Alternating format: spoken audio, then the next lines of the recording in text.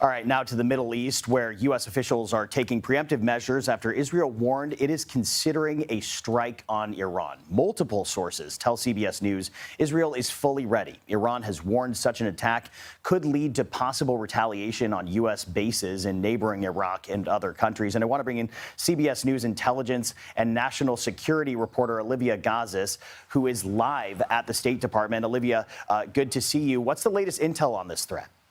Good morning, Tom. Well, concerns about the possibility of an Israeli strike have been percolating for a while, with Israeli officials arguing that now is the time to strike Iran's nuclear program in its weakened state with its proxies effectively eroded.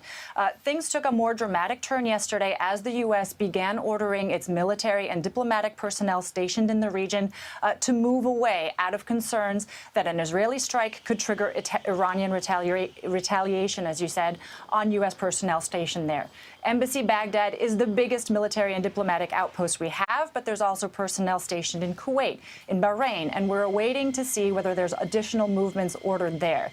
Typically, the State Department likes these things to be done in private to make sure that people can get to safety, they get where they want to go before any sort of public announcements are made. There is some thinking that the overt way in which all of this has been happening is so that the U.S. can send a signal to all interested parties in the region about the stakes of a strike and potentially forestall military action. But we are very much in a wait-and-see moment right now. Yeah, so Olivia, you mentioned that the U.S. is moving non-essential personnel from the embassy in Baghdad. What else are they doing in the event that things escalate? Well, interestingly, they are maintaining diplomatic channels open with Iran. CBS News is told that Special Envoy Steve Witkoff is expected to travel overseas to Oman for a sixth round of nuclear talks with Iranian negotiators this weekend. This is coming as the UN watchdog in Vienna, the IAEA, this morning formally deemed Iran to be non-compliant with its non-proliferation obligations, and that opens the door to snapback UN sanctions that Iran is vociferously protesting, calling the IAEA's move political and biased, and all of it adding to the very complex diplomatic picture that negotiators are entering into, all overshadowed, of course, by this potential specter of military strikes. Olivia Gazis, following this tense situation from the State Department. Olivia, thank you for that analysis. And for more on this, let's bring in CBS News national security contributor Samantha Vinograd.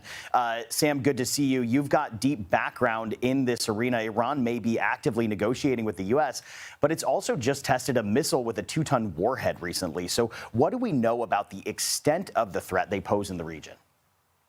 Well, we certainly know that Iran is trying to show the world that it still has leverage in these negotiations. So this missile test certainly does not come as a surprise. As we think about the Iranian threat to U.S. national security interests, we know that Iran has the largest ballistic missile stockpile in the Middle East.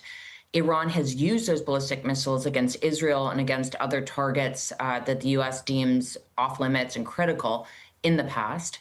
In addition to ballistic missiles, of course, Iran also has its rapidly advancing nuclear program.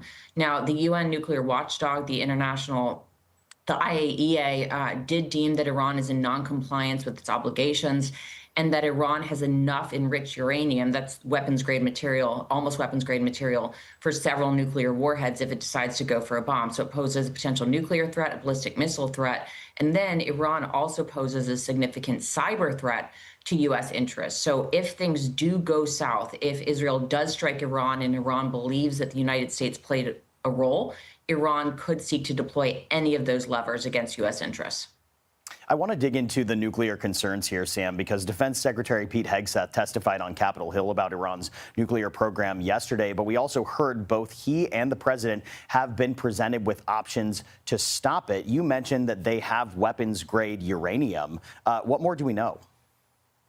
Well, Iran has for years been advancing its nuclear program. I worked under Bush, Obama, and Biden on various matters related to Iran policy, and Iran has been enriching uranium for many years. What Iran has right now is uranium that is close to weapons grade.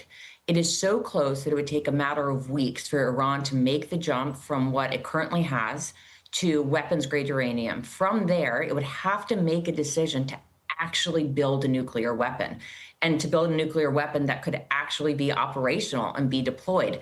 It's not a given that Iran will make that decision or that Iran would be able to do that. However, Tom, it is very worrisome that Iran has such a large stockpile of almost weapons grade uranium, because then what we call its breakout time to actually getting weapons grade uranium and potentially building a bomb is so much shorter than if it did not have that stockpile.